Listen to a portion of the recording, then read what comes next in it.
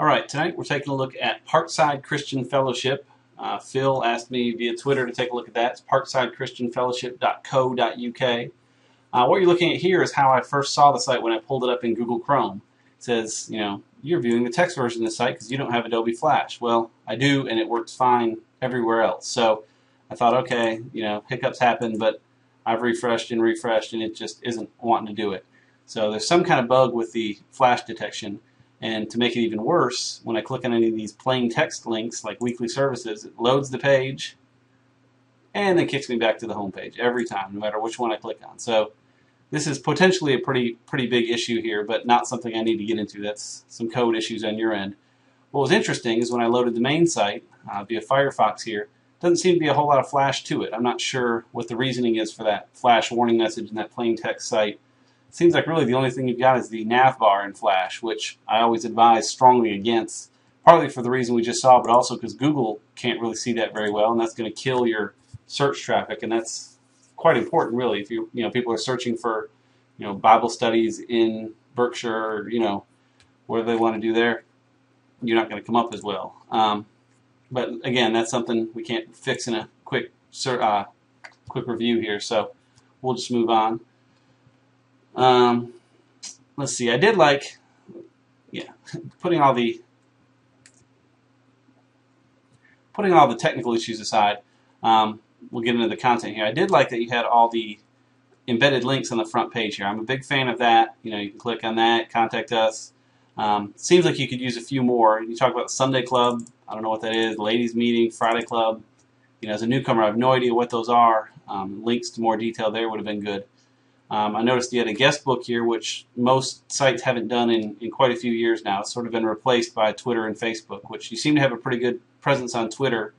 Noticed you didn't really have much on Facebook. I haven't looked a lot, but you don't have links to it, so you're not proud of it if you do.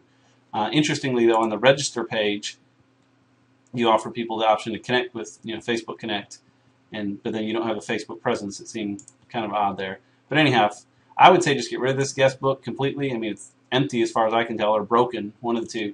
If your pastor insists on keeping it, maybe tuck it into a subpage somewhere. No need for that to be one of the first links they see on the home page. Go now a little further.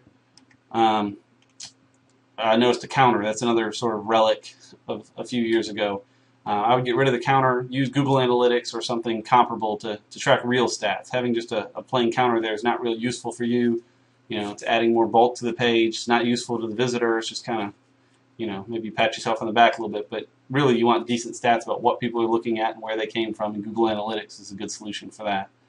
The Saturday conferences, this may just be bad timing on my part, but all of them are unavailable. So either you need to fix that and see what's going on with that bug. Maybe it's my browser, maybe somehow you don't like Firefox for that.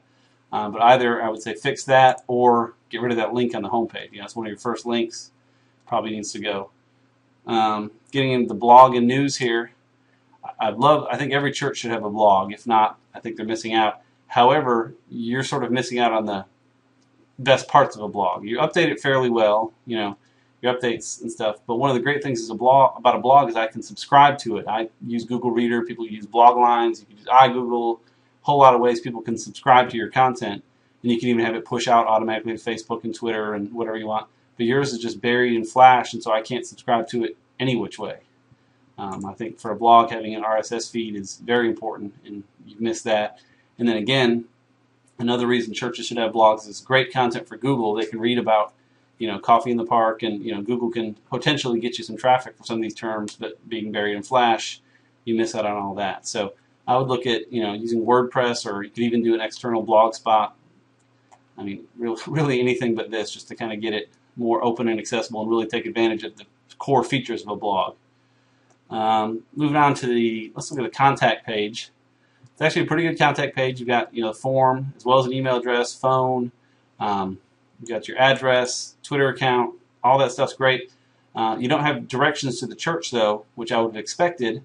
You do have it under About Us and Where We Are, which is fine. You need a separate page for that. You even have a little directions box for Google Maps, which is great.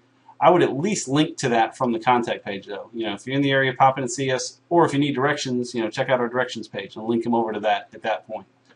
That would certainly be a wise thing to do. A few more little things here. The links page, I don't really have a problem with you having a links page. I don't think most of your visitors, whether they're certainly new visitors and probably not even members, are going to use it very much. It's another one of those things you could sort of have tucked away if you wanted, but I wouldn't make it a primary nav item here. I mean, you've got things like Bible Hour buried in a submenu, but then links page right up top, front and center on every page, and that seems a little backwards to me.